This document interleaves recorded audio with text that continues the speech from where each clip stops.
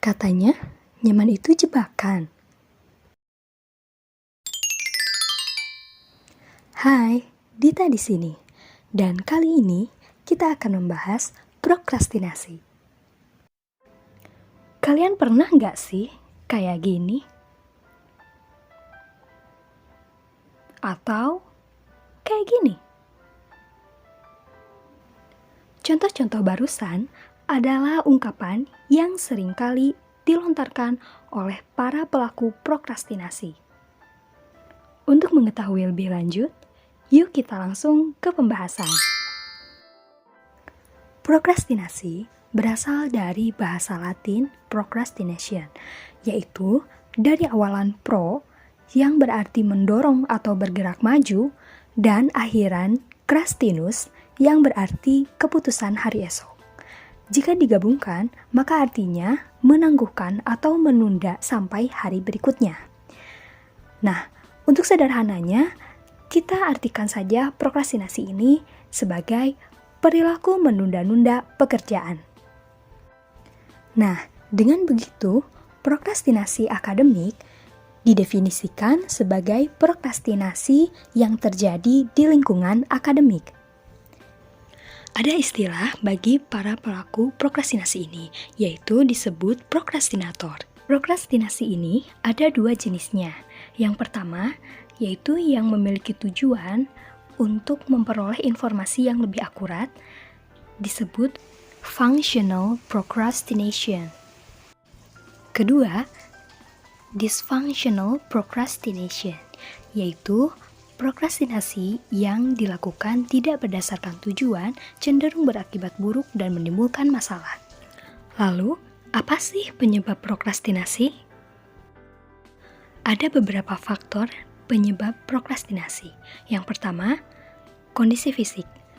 Misalnya, lagi sakit, jadi mau gak mau harus menunda pekerjaan dulu.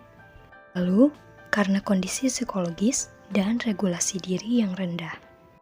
Misalnya, adanya pikiran irasional yang beranggapan bahwa suatu tugas harus diselesaikan dengan sempurna, lalu kurangnya tanggung jawab dan rasa percaya diri, kemudian merasa cemas dan takut gagal.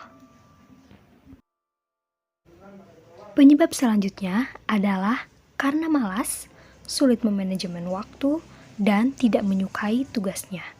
Ini adalah 3 hal yang sangat cocok sekali untuk membuat seseorang tidak produktif.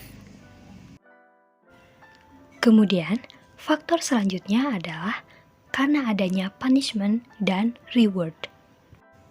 Contoh dari punishment ini ialah orang yang mengalami trauma karena pernah dihukum atas hasil pekerjaannya.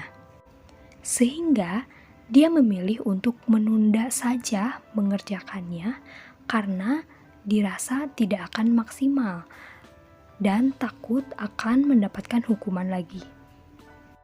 Sementara itu, reward yang dimaksud di sini ialah orang yang pernah mengalami kesuksesan ketika menunda tugasnya. Misalnya, seseorang yang mendapatkan hasil yang bagus, padahal dia mengerjakan tugasnya itu mendekati deadline. Nah, inilah yang membuat seseorang cenderung mengulangi perilaku prokrastinasi. Yang terakhir, karena faktor lingkungan keluarga, sekolah, dan masyarakat. Kondisi fasilitas yang kurang dari orang tua, pengaruh teman sebaya di sekolah, dan lingkungan yang kurang kondusif untuk seseorang fokus mengerjakan tugas juga bisa menjadi penyebab seseorang melakukan prokrastinasi. Lalu, apa akibatnya jika tidak berhenti melakukan prokrastinasi? Yang pertama, karena banyak waktu yang terbuang sia-sia, prokrastinator akan kehilangan kesempatan. Kedua, tugas akan terbengkalai. Jikapun terselesaikan, hasilnya tidak akan maksimal. Ketiga, berdampak pada aspek sosial. Prokrastinator kemungkinan tidak mendapatkan simpati dari orang lain atau temannya sendiri dan dijauhkan dari interaksi pergaulan karena biasanya orang-orang rajin justru sering banyak yang mendekati, terlebih si teman itu ada maunya. Selanjutnya, bisa mempengaruhi dari aspek psikologis. Misalnya, seseorang mengalami stres, gangguan kecemasan, dan kesehatan psikis lainnya yang bisa berdampak juga pada kesehatan fisik. Bahkan, sampai menyalahkan diri sendiri.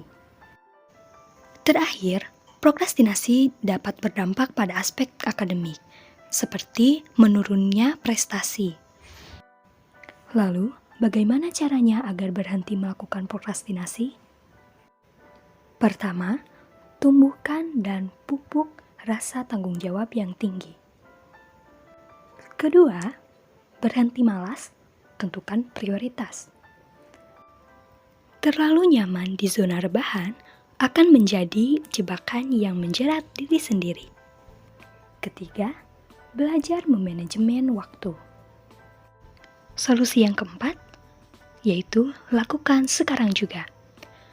Orang-orang yang menunda tugas karena bingung memulai, tidak percaya diri untuk mengerjakan, dan merasa tugasnya sulit, hal-hal tersebut biasanya hanya berputar dalam pikiran saja. Sederhananya, kita tidak akan tahu pekerjaan itu sulit jika belum dikerjakan. Lalu, berhentilah menjadi pengabdi deadline.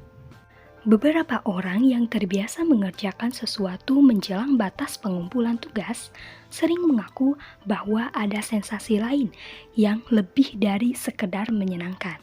Sensasi ini semacam adrenalin yang terpacu, detak jantung yang menjadi lebih cepat, bahkan bisa sampai berkeringat dingin, tetapi kerja otak dirasa menjadi lebih lancar.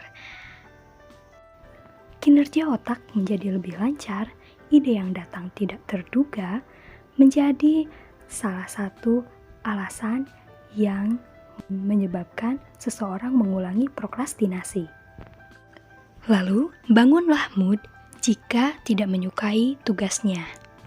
Buatlah agar mengerjakan tugas menjadi hal yang menyenangkan. Kemudian, jika faktor penyebabnya ada dari lingkungan yang tidak kondusif, kita bisa menciptakan lingkungan yang kondusif itu sendiri. Kemudian, berpikir rasional dan lawan ketakutan. Di dunia ini tidak ada yang sempurna kecuali Tuhan. Jadi, lakukan saja semaksimal mungkin dan jangan terlalu mengharapkan hasil. Terakhir, jika perilaku prokrastinasi ini sudah membuatmu tidak nyaman dan menyebabkan gangguan-gangguan, hubungilah profesional. Bisa guru BK, konselor, ataupun psikolog. Sampai di sini dan terima kasih.